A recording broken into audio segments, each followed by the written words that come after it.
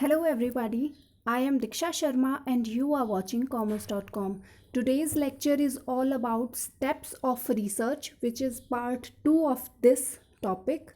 First part अगर आपने नहीं देखा है तो उसे ज़रूर देखिएगा क्योंकि उसके अंदर हमने फर्स्ट स्टेप को कवर किया था. ओके, सो एक बार ओवरव्यू लेते हैं कि हमने फर्स्ट स्टेप क्या था. सो रिसर्च के अंदर जो स्टेप्स हैं हमने यहाँ 8 पार्ट्स में डिवाइड किया है उन्हें. तो अलग अलग बुक्स में ये अलग अलग हो सकते हैं और इनके सब पार्ट्स भी अलग हो सकते हैं, बट मेन जो चीज़ है, जो अंदर डेफिनेशंस हैं और स्टेप्स हैं वो सेम होंगे. मतलब जो डिटेलिंग है वो सबकी एक जैसी होगी कि क्या क्या हमें रिसर्च करते टाइम स्टेप बाय स्टेप चीज़ें करनी चाहिए. Okay, so formulation of research problem, इसके अंदर हम सबसे पहले ये देखते हैं कि हमें किस टॉपिक पर रिसर्च करनी है, यानी कि कौन सी ऐसी प्रॉब्लम है हमारे सामने जिसका हम सॉल्यूशन चाहते हैं. अब उसके लिए फर्दर कुछ सब स्टेप्स थे जो हमें करने पड़ते हैं, तो वो हमने फर्स्ट लेक्चर में अच्छे से कवर किए हैं, राइट. सो उसे ज़रूर देखिएगा. And before starting, please like this video and subscribe to commerce.com.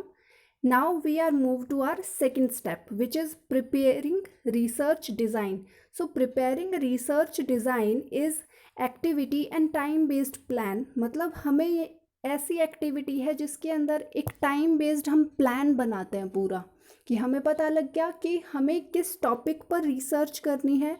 अब हम उससे रिलेटेड प्लानिंग करेंगे पूरी, right. And keeping in view of research objectives, अपने जो रिसर्च के ऑब्जेक्टिव जो हमने फर्स्ट स्टेप में डिटरमाइन किए थे कि हम क्यों रिसर्च कर रहे हैं, किस टॉपिक पर रिसर्च कर रहे हैं, उन्हें ध्यान में रखते हुए हम पूरा एक प्लान बनाएंगे. It guides about the type of information to be collected and their sources. तो ये प्लान हमें बताएगा कि हमें किस तरह की इंफॉर्मेशन कलेक्ट करनी है और उसका सोर्स क्या होगा, राइट. यानी कि सोर्स में हम बोल सकते हैं कि हमें प्राइमरी डेटा के थ्रू अपनी इंफॉर्मेशन कलेक्ट करनी है, या सेकेंडरी डेटा के थ्रू कलेक्ट करनी है, या फिर उसका डिज़ाइन कैसा हो. तो ये सारी चीज़ें तो हम पढ़ते हैं इसे preparing research design.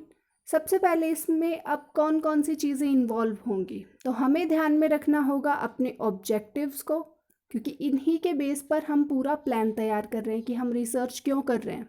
Okay, and selection data collection method, कि हम काफ़ी सारे जो मेथड्स हैं उनमें से पर्टिकुलर कुछ मेथड्स को मार्क करें कि ये मेथड हम यूज़ कर सकते हैं या उनका कोई मिक्सचर यूज़ कर सकते हैं. And source of information, sample design के अंदर जो हमारा इंफॉर्मेशन का सोर्स होगा वो क्या होगा, यानी कि सैम्पल डिज़ाइन होगा. टूल फॉर डेटा कलेक्शन क्या होगा हमारा. डेटा एनालिसिस हम किस बेस पर करेंगे, यानी कि जो डेटा कलेक्ट भी होगा तो उसका एनालाइज कैसे करेंगे, क्वांटिटेटिव मेथड के थ्रू या क्वालिटेटिव के थ्रू, राइट. तो ये सारी चीज़ें हम क्या करते हैं, रिसर्च में ध्यान रखते हैं जब हम प्लान बना रहे हैं, यानी कि अपना एक रिसर्च डिज़ाइन प्रिपेयर कर रहे हैं रिसर्च के लिए.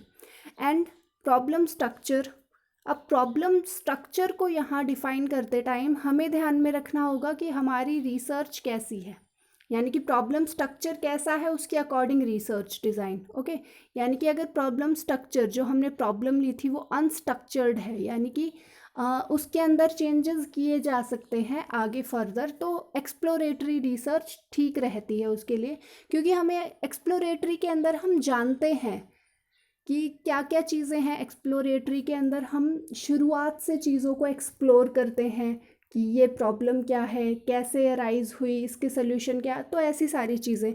और अनस्ट्रक्चर्ड के लिए एक्सप्लोरेटरी सही रहती है.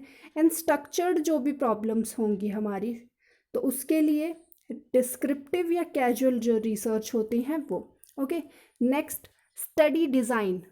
अब हम यहाँ पर स्टडी डिज़ाइन बनाते हैं तो वो किसके बेस पर हो सकता है, वो पीरियड के बेस पे हो सकता है. Retrospective and prospective. रेट्रोस्पेक्टिव होता है हमारा पास्ट के बेस पर, यानी कि पास्ट से रिलेटेड डेटा, और प्रोस्पेक्टिव फ्यूचर को ध्यान में रखते हुए फ्यूचर से related. Okay, on the basis of investigation, अगर हम इन्वेस्टिगेशन को ध्यान में रखकर अपना रिसर्च डिज़ाइन बनाएं या स्टडी डिज़ाइन बनाएं, तो वो हमारा एक्सपेरिमेंटल या नॉन एक्सपेरिमेंटल हो सकता है। यानी कि एक्सपेरिमेंटल जो कि एक्सपेरिमेंट किया जाए दो फैक्टर्स को, यानी कि जिनका हमने पढ़ा था अपने टाइप्स ऑफ रिसर्च या मेथड्स ऑफ रिसर्च कह लो, उसमें पढ़ा था हमने कि एक होता है डिपेंडेंट वेरिएबल और एक इंडिपेंडेंट वेरिएबल, लास्ट क्लास में भी पढ़ा था।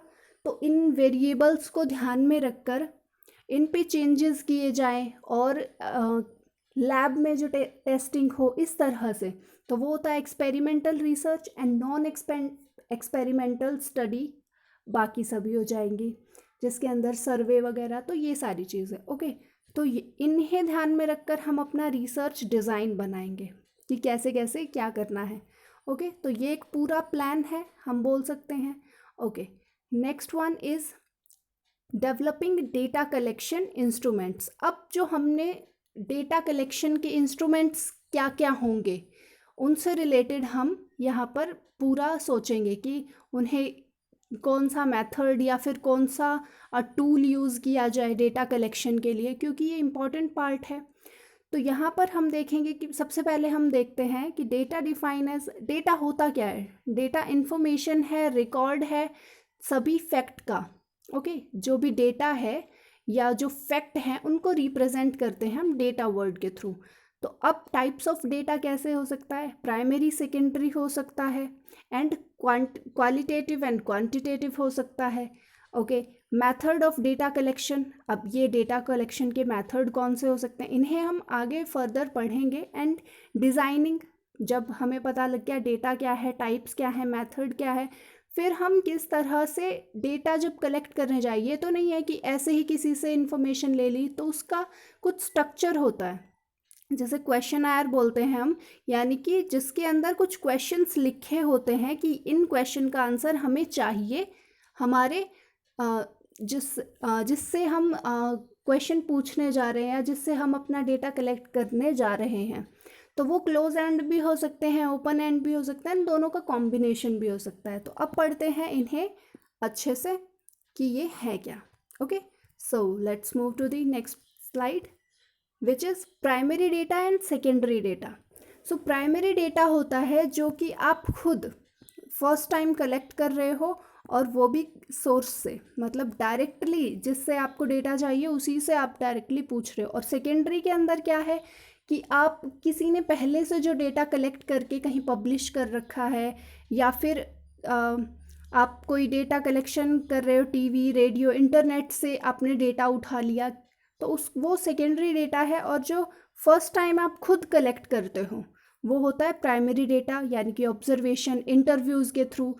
तो प्राइमरी सेकेंडरी का फ़र्क पता लगा। And quantitative and qualitative data, quantitative data है जिसके, क्वालिटेटिव के अंदर नंबर्स की फॉर्म में डेटा नहीं होता, यानी कि क्वालिटी के अंदर आपको बताया जाएगा कि किस तरह, जैसे एग्जाम्पल लो कि एक मॉल है, वहाँ पर आपको एक कार्ड दिया जाता है जहाँ लिखना होगा आपको कि ये मॉल की सर्विसेज आपको कैसी लगी, अपने वर्ड्स में लिखो। तो अगर वो जगह है जहाँ पर आप अपने वर्ड्स में डिस्क्राइब कर सकते हो, तो वो हुआ क्वालिटेटिव डेटा, वो कलेक्ट करना चाहते हैं आपसे।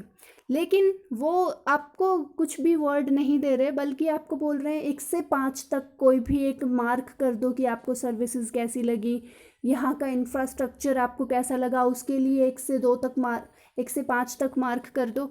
तो वो जो नंबरिंग के थ्रू, जहाँ आपके अपने पर्सनल वर्ड्स का उनको कोई मतलब नहीं है, वो नंबर्स में आपसे आपकी राय मांग रहे हैं या इन्फॉर्मेशन मांग रहे हैं, उसे क्या कहते हैं हम, क्वांटिटेटिव डेटा।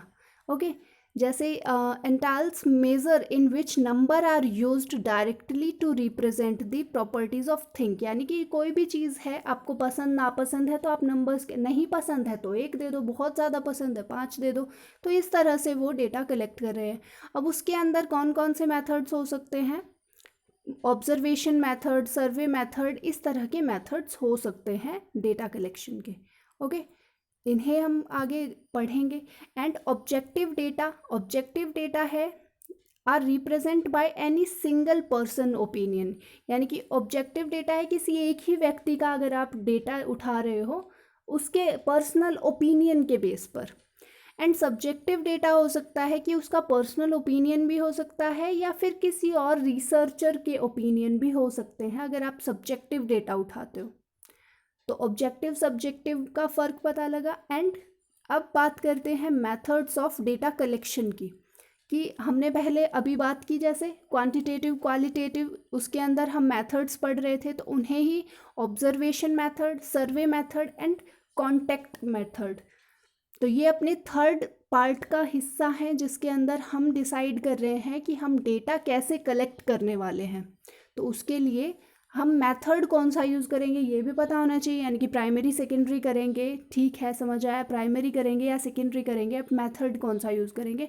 ऑब्जर्वेशन के अंदर है कि हम सामने वाले से कोई क्वेश्चन नहीं पूछ रहे, डायरेक्टली उसके बिहेवियर को ऑब्जर्व कर रहे हैं, यानी कि ये बिहेवियरल साइंस भी में भी यूज़ होता है या उसे बिहेवियरल साइंस भी बोल सकते हैं हम।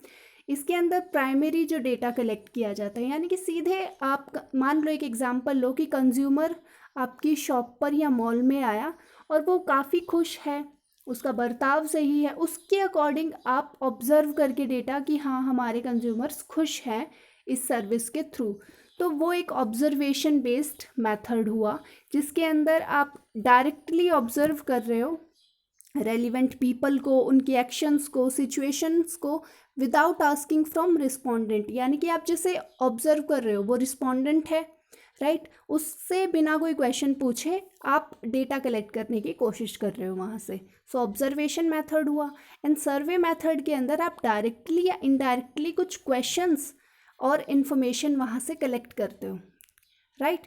सो ये गैदरिंग डिस्क्रिप्टिव इन्फॉर्मेशन, सर्वे के अंदर आप डिस्क्रिप्टिव इन्फॉर्मेशन कलेक्ट कर रहे होगे और वो डायरेक्ट इनडायरेक्ट कैसे भी हो सकती है। Okay, now contact method. अब इसके अंदर आप डायरेक्टली जो है कांटेक्ट करते हो रिस्पोंडेंट से। अब वो ईमेल के थ्रू भी हो सकता है, जैसे आपके पास मेल्स आती हैं काफ़ी, कि एग्जांपल ले सकते हैं ज़ोमैटो आप काफ़ी टाइम यूज़ मत करो तो उनकी मेल्स आते हैं कि ये नया फूड है। और टेलीफोन्स में जैसे इंश्योरेंस का एक बहुत कॉमन एग्जांपल है, कॉल्स आती हैं इंश्योरेंस करवाओ ये वो, तो वो भी क्या है, वो कॉन्टैक्ट मेथड है रिसर्च का, कि वो इन्फॉर्मेशन लेना चाहते हैं आपको रिसर्च, आपको इंश्योरेंस की ज़रूरत है या नहीं ये। और पर्सनल इंटरव्यू आपको पता ही है, जैसे जॉब्स पे भी होता है, वहाँ पे वो इन्फॉर्मेशन कलेक्ट करने की कोशिश करते हैं डायरेक्टली उस पर्सन से, वो पर्सनल इंटरव्यूज़ हुआ। और भी काफ़ी सारे हैं। तो प्राइमरी डेटा को हम डिवाइड कर सकते हैं ऑब्जर्वेशन, ओके, ऑब्जर्वेशन मतलब डायरेक्टली उन्हें देखकर, यानी कि क्वेश्चन नहीं पूछने। और इंटरव्यूज़ में हो सकते हैं mails, phone, personal interviews, okay. तो ये कुछ मेथड्स हैं डेटा कलेक्शन के, और इनसे क्वेश्चंस काफ़ी तरह से पुट किए जा सकते हैं। तो आपको एक बेसिक नॉलेज होनी चाहिए कि क्या चीज़ क्या होती है, okay. And now question Aires. अब हमने बात कर ली क्वेश्चन पूछे जाएंगे, तो क्वेश्चंस होते क्या है, मतलब वो जो पूरी शीट होगी क्वेश्चंस तैयार किए जाएंगे वो क्या है, तो उसे हम बोलते हैं questionnaires. So questionnaire consist of a set of question, जिसके अंदर कुछ सेट ऑफ क्वेश्चंस होते हैं टू रिस्पोंडेंट फॉर आंसर, जो रिस्पोंडेंट आंसर करने वाला है, यानी कि हम उससे पूछेंगे और वो उनका आंसर करे, ऐसा हम चाहते हैं। The questions is used during structured survey और इंटरव्यू। तो जो स्ट्रक्चर्ड सर्वे या रिसर्च होंगी तो वहाँ पर क्वेश्चंस पहले से आप डिसाइड कर लोगे कि इस तरह के ये क्वेश्चंस हमें पूछने हैं। एंड इसके 3 बेसिक टाइप्स हैं, close and, open and and combined. Combined के मतलब कि आप शुरुआत करो क्लोज एंड से और बाद में वो ओपन एंड हो।